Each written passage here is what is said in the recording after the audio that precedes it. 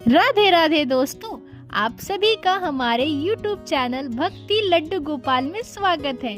हमारे श्री ठाकुर जी बाके बिहारी लाल अपने भक्तों के साथ लीलाएं करते रहते हैं।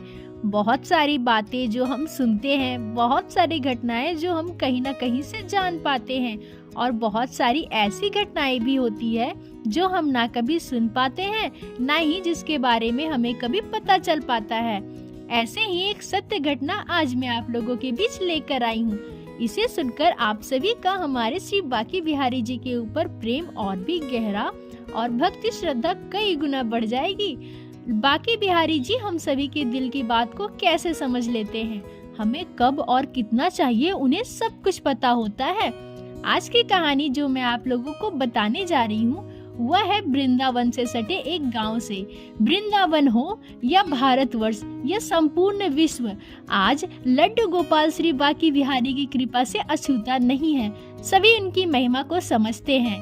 वृंदावन से सटे एक छोटे से गांव में एक परिवार में एक छोटी सी बच्ची अपने माता पिता के साथ रहा करती थी।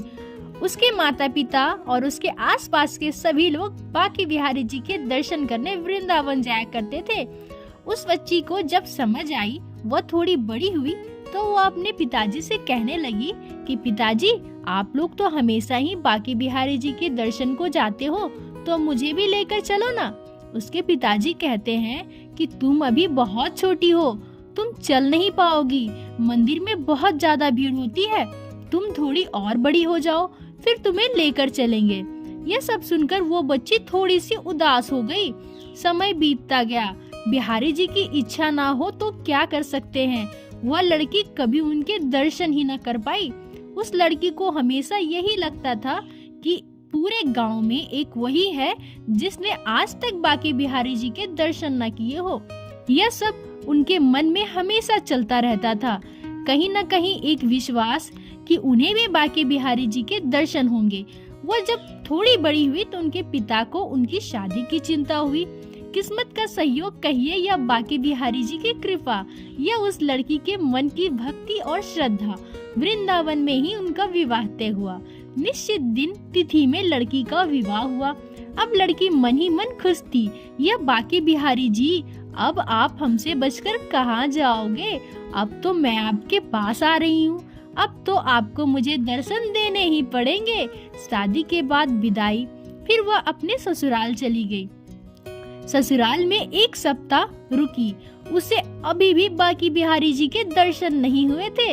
लड़की उदास मन से सोचने लगी, बाके बिहारी जी, लड्डू गोपाल, मुझे आपके दर्शन नहीं मिलेंगे। पहले मैं मायके में थी तो मुझे कभी दर्शन नहीं हुए, अब मैं वृंदावन आ गई, फिर भी आप मुझे दर्शन नहीं दिए हो।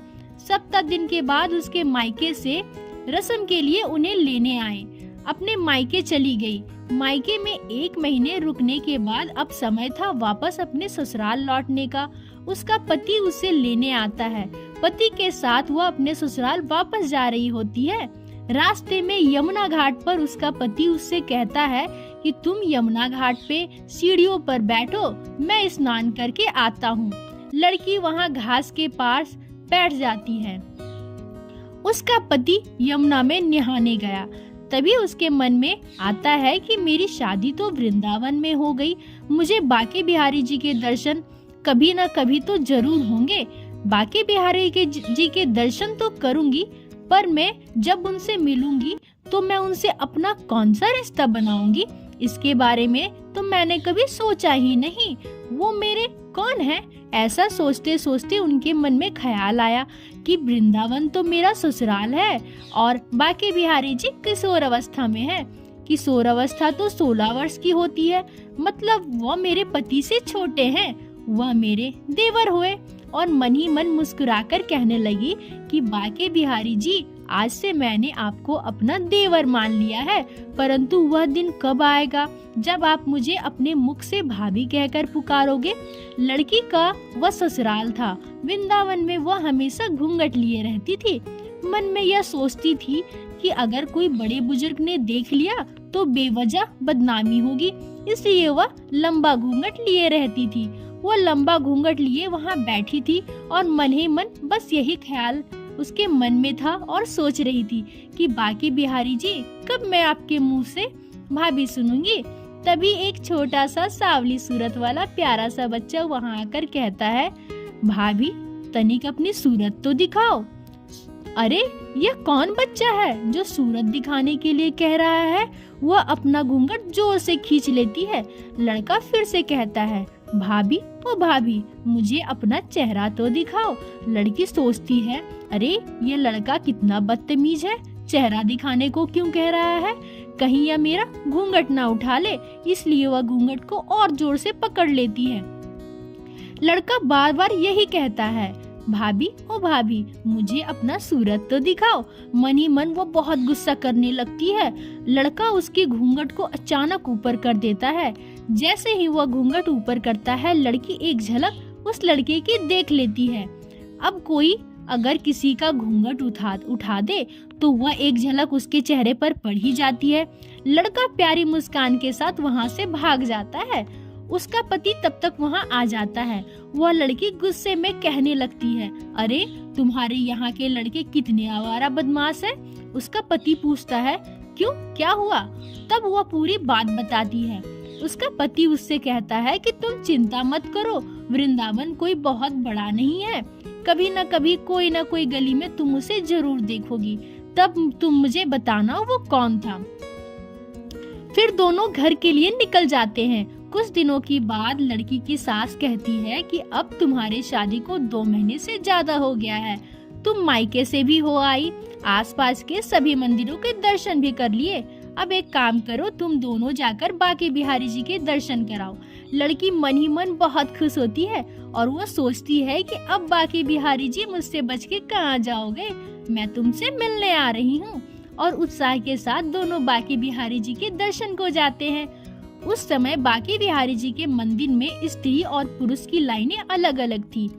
लड़की वहाँ घूंघट किए हुए खड़ी थी। उसका पति उसके पास जाकर कहता है कि अभी तुम अपना घूंघट उठा दो, नहीं तो तुम बाके बिहारी जी के दर्शन कैसे करोगी। और उसके बाद वो वापस पुरुषों वाली लाइन में जाकर खड़ा हो जाता है। वह स्त्री अपने घूंघट उठाती है।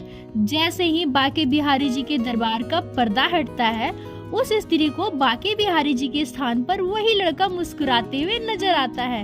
वह जोर से चिल्लाने लगती है और अपने पति को आवाज लगाती है, देखो देखो यह वही लड़का है। उसका पति दौड़ते हुए आता है और कहता है, क्या हुआ। वो कहने लगती है कि उस दिन यमुना किनारे जो लड़का मेरा घूंघट खींचकर भागा था और कह रहा था, भाभी भाभी मुझे अपना चेहरा दिखाओ, ये वही लड़का है। उसका पति बोलता है, कहाँ है वो लड़का। तब वो बाके बिहारी जी की तरफ इशारा करती है और कहती है, देखो वही वो लड़का मुस्कुराते हुए मुझे देख रहा है। मंदिर में सभी जयकारा लगाने लगते हैं, बोलो बाके बिहारी लाल की जय, लड्डू गोपाल की जय, जय जय श्री राधे।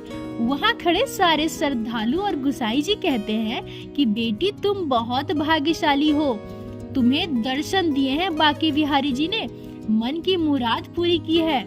और बाके बिहारी जी लड्डू गोपाल जी सभी भक्तों के साथ हैं।